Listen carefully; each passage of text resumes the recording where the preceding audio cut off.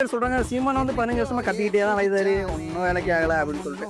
ஐயா, இந்நேரம் சீமான் வீட்டுக்கு 5000 கொடுத்ததாலும் இந்நேரம் முதலமைச்சர் அண்ணன் சீமான் ஐயா தான். ஓட்டுக்கு காசை கொடுத்துட்டு கூட்டத்தை கூட்டி பிரியாணி கொடுத்துட்டு ஓட்டு கொடுத்துட்டு அது ஓட்டு இத அண்ணன் கூட சீமான் கூட ஒரு விஷயம் சொல்லியிருப்பாரு. என்னைக்கு ஓட்டுக்கு வந்து மாயிரன்னு சொல்லி ஒரு பேரை வச்சு அன்னைக்கே தமிழ் சுத்தி போச்சு. கேவலம் இதெல்லாம் வெக்க கேடு. இதெல்லாம் மதுபான கடையில ஒரு போட்டருக்கு வந்து பேரு மாவீரனா எப்பேற்பட்ட ஒரு வார்த்தையை கேவலப்படுத்தி கொண்டு இருக்கு அப்படிங்கறத என்னோட அன்பார்ந்த தமிழ்ச்சம மக்களை நீங்களா தெரிஞ்சுக்கணும். ஃபுல்லனாலும் வாய் வயிறு வேறதா அப்படின்னு சொல்லியிருக்காங்க இல்லையா. எனக்கு பசிச்சாதான் நான் சாப்பிட முடியும், எனக்கு பசிச்சா மட்டும்தான் நான் சாப்பிட முடியும். அதே மாதிரி அவங்களுக்கு பசிச்சாதான் அவங்க சாப்பிட முடியும். அவங்களோட கொள்கை திராவிடமா இருந்துட்டு போட்டு என்னோட கொள்கை தமிழ் தேசியமா இருந்துட்டு போட்டுமே. என் தலைவர் மேட்டவே பிரபாகரன் சொல்லுவேன்.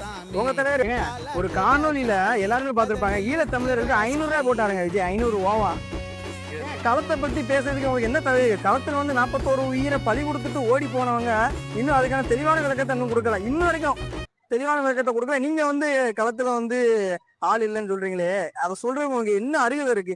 செத்து அங்க இருந்த பிரச்சனை வந்துடும், அங்க இல்லைன்னா பிரச்சனை வந்துடும்.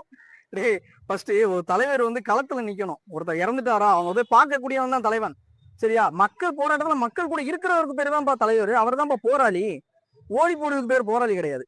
உடனே நான் வந்து ஒரு படிக்கட்டுல இருந்து அப்படியே எடுத்து 50 படிக்கட்டுல சிஎம்மா தான் வைப்பேன் அப்படின்னா இந்த ஒரு புத்தியல் சிந்தனை இருக்குல்ல, அது ரொம்ப ஆபத்தான சிந்தனை. இது நீங்க எப்படி பாக்குறீங்க? ஒரு நீங்க வந்து திருத்தவே முடியாதுங்கய்யா. அதாவது நான் வந்து அக்காவா இருக்கேன், நான் வந்து தங்கச்சியா இருக்கேன். அக்காவா ஒரு தங்கச்சியா இருக்கேன், அம்மா இல்ல அம்மாவாரு அப்பாவாரு பொண்ணு.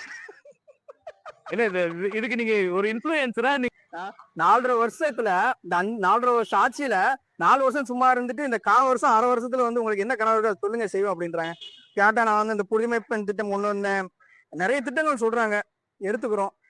ஆனா நாடு ஏன் இப்படி இருக்கு? ஏன் நாடு வளர்ச்சி, நம்ம நாடு என்ன வளர்ச்சியை பாதையை நோக்கி போய்கொண்டு இருக்கு? ஏன் இன்னும் என் ஊர் தென்காசிலையும் சரி கன்னியாகுமரியிலையும் சரி தென் மாவட்டங்கள்ல இன்னும் கனிம வளங்கள் ஏன் கொள்ளடிக்கப்பட்டு இருக்கு? அதுக்கு என்ன நடவடிக்கை எடுக்கப்பட்டிருக்கு அதை சொல்லுங்க. ஃபர்ஸ்ட் கனிம